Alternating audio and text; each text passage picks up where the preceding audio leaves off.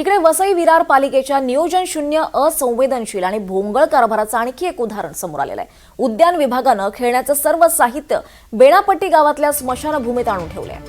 खेळण्याचं आणि व्यायामाचं साहित्य स्मशानभूमीत हे साहित्य लावण्यात आल्यानं आश्चर्य व्यक्त होत आहे। अंत्यविधीच्या ठिकाणी आता मुलांनी खेळायचं का, असा संतप्त सवाल नागरिक करतायत। तातडीनं हे सामान हटवून ते उद्यानात लावावं, अन्यथा तीव्र आंदोलनाचा इशारा नागरिकांनी दिलाय।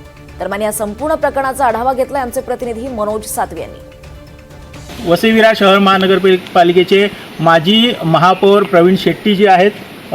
नमस्कार। नमस्कार सर, काय सांगाल एकंदरीत हा प्रकार कसा काय बघता, याच्याकडे तुम्ही याच्या संदर्भात तक्रार केलेली आहे?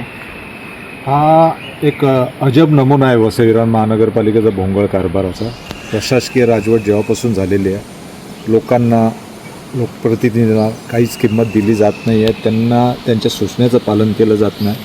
हे जेव्हा लावायला घेतलं होतं इकडे साहित्य, हे खेळण्याचे साहित्य किंवा काय, तेव्हाच इकडनं लोकांच्या तक्रारी आल्या म्हणून मी स्वतः फोन केला आणि बाबा इकडे लावू नका, बाजूलाच इकडे याला स्मशानाला लागूनच एक मैदान आहे, या मैदानात लावा ना बोललो खेळायला, इकडे कोण खेळायला येणार आहे? तरी स्वतःचा हट्टाने त्यांनी तो लावून घेतलेला आहे आणि तुम्ही बघतात आज लोकांमध्ये संताप आहे आणि हे सगळे खेळणी इकडे कोण खेळायला येणार आहे?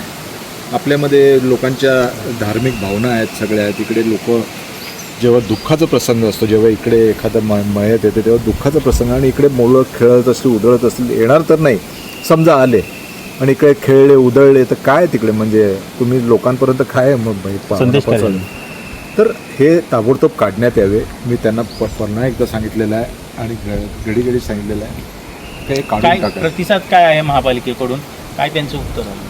नाही, आज मी सकाळी परत त्याला त्या संबंधित इंजिनियरशी बोललो तर ते बोलले ना आम्ही काढून घेतो, पाऊस आहे थोडं। तुम्ही पावसाळ्यात लावलंच कशाला?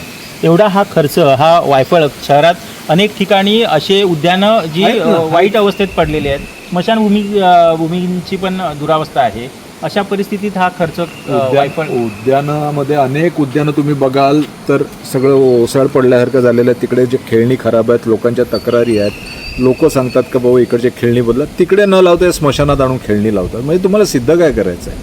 तुम्ही काय मुद्दामून करतात, इकडच्या धार्मिक भावना भडकवायच्यात लोकांच्या का? हे एकदा काहीतरी सांगा ना। तुम्ही एकदा सगळी उद्यानं आहेत वसईची, चांगली चांगली उद्यानं आहेत, ती आता ओसाड पडत चालली।